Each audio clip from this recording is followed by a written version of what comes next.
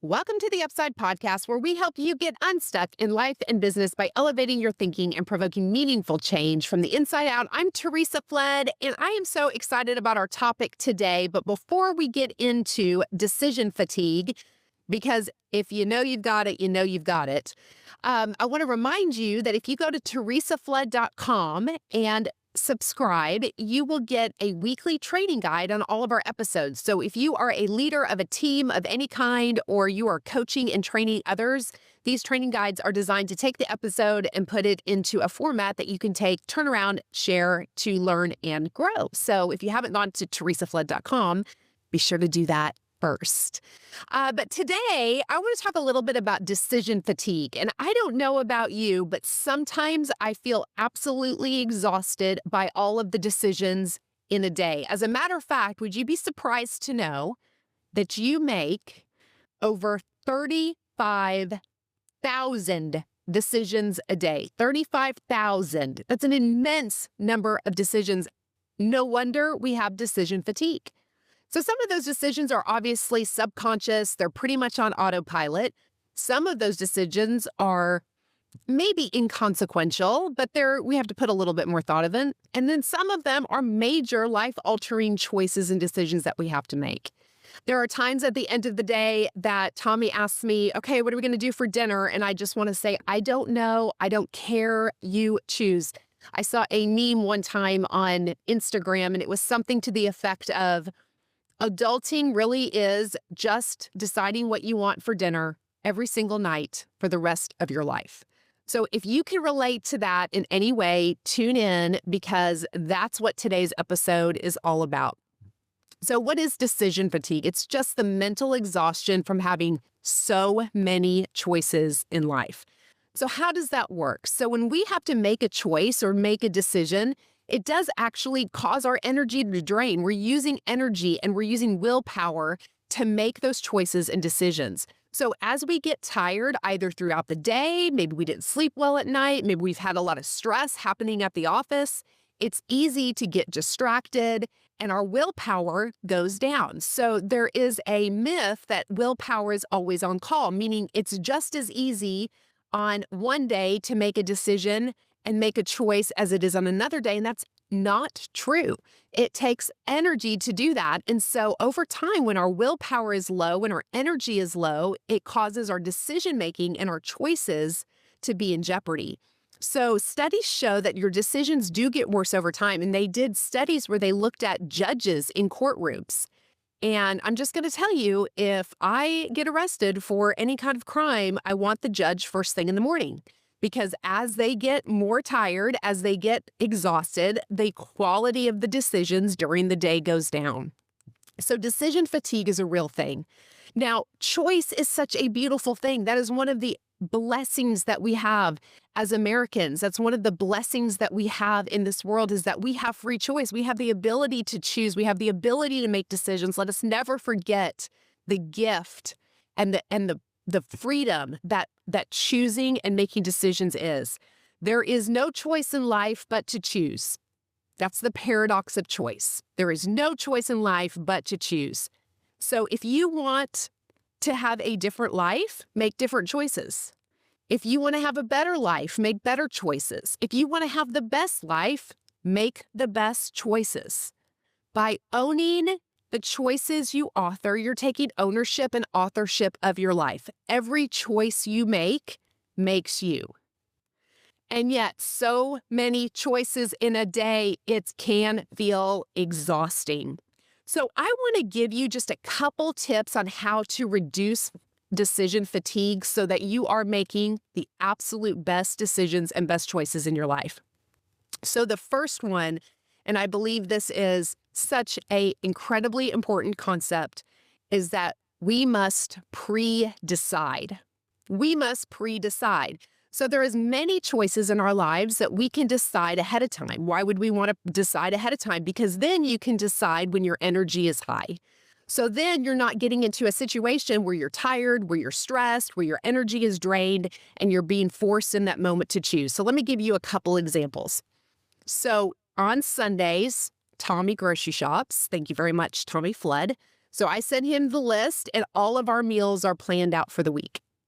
So we know ahead of time if we're going to eat at home on Monday.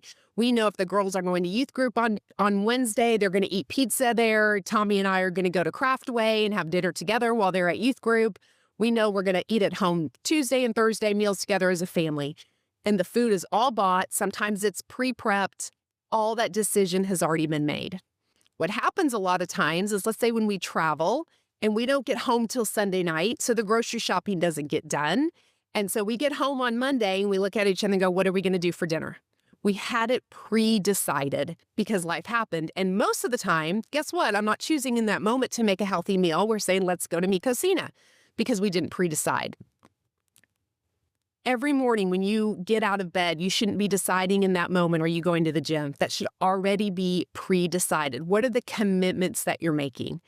I have found that when I have my lead generation for work, when I walk into the office and I already have pre-decided when I'm going to make calls and to who I'm going to call and what I'm going to say, I am so much more likely to make the calls, to get the task done. I'm not distracted. I'm not negotiating with myself back and forth. We spend a lot of energy in life negotiating with ourselves. Pre-decide. Pre-decide.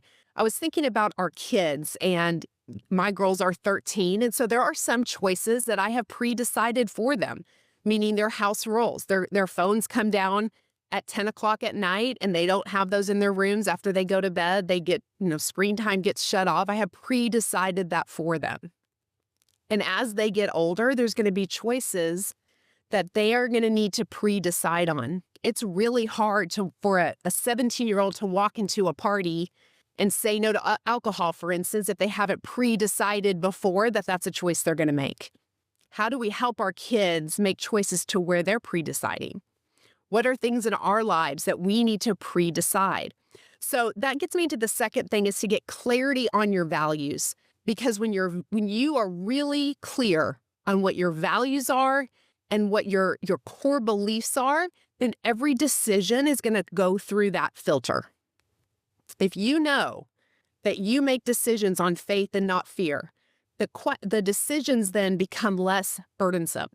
If you know the structure in which you're going to make a decision, Tommy and I are going to make major decisions together. We're going to make financial decisions together. We don't make those alone. So some of those things are already pre-decided based on core values. So know your values, know your priorities, and know your seasons. That's going to help take a lot of the stress out of major decisions in your life. And the third way to reduce decision fatigue. So the first one is pre-decide. The second one is to be very clear on your core values. And the third one is to be sure that you're making the choice. I think a lot of times we kick the can, if you will, and push off decisions that we need to go ahead and just pull the trigger on. And what I mean by that is no decision is still a decision. It's a decision to not make a decision, which is still a decision. So guess what? All you're doing is taking energy that you could be using then for other things in your life and kicking that can and just holding on to that decision in your brain. So I do this sometimes, and sometimes I do this under the guise of wanting to be wise, wanting to be thorough, wanting to make sure that I'm making a right decision. And all of that is good. I'm not suggesting we be hasty in our decisions. And sometimes we just need to decide and move on, because no decision is still a decision. You're just making it multiple times every time you cross that path. So pre-decide on every choice you can make that you can do ahead of time. Pre-decide it when your energy is high. Get clarity on what matters most so that all of your decisions are flowing through your core values. Make the choice, don't delay it. And then the fourth way that you can reduce decision fatigue is to prioritize your important decisions early. So be sure that the energy, when you are the highest energy, for me, that is definitely in the morning. My best self is early in the day. That may not be the case for everybody. Make your best decisions, or make your toughest decisions, make the majority of your decisions when you are well rested, when you are nourished, when you're not distracted, when you're not incredibly stressed out, when the kids aren't yelling at you and pulling you in a million directions. and you're going to make better decisions over time. They're going to be less stressful for you. Life is literally just a series of choices all strung together. I heard a quote that I thought was so powerful, and that's when you're born, you look like your parents. And when you die, you look like your choices. You look like your decisions. So I want to encourage you, if you are feeling some decision fatigue, maybe you didn't even realize that's what it is, but if you are feeling that way, I want to encourage you to do an audit and ask yourself, what are the things in my life that I need to pre-decide so that I'm not negotiating whether I'm going to eat this or that, whether I'm going to make this call or make that call. What are the things that you need to pre-decide? Number 2, what are the core values that every decision is going to flow through? When can you prioritize to do your thinking time and your decision-making time when you're at the highest energy? And what decisions have you been avoiding that are just sucking up energy because you're kicking that can? Thank you for listening to this episode of The Upside. I hope this has encouraged you, maybe given you some strategies to move forward, not to be stuck in indecision.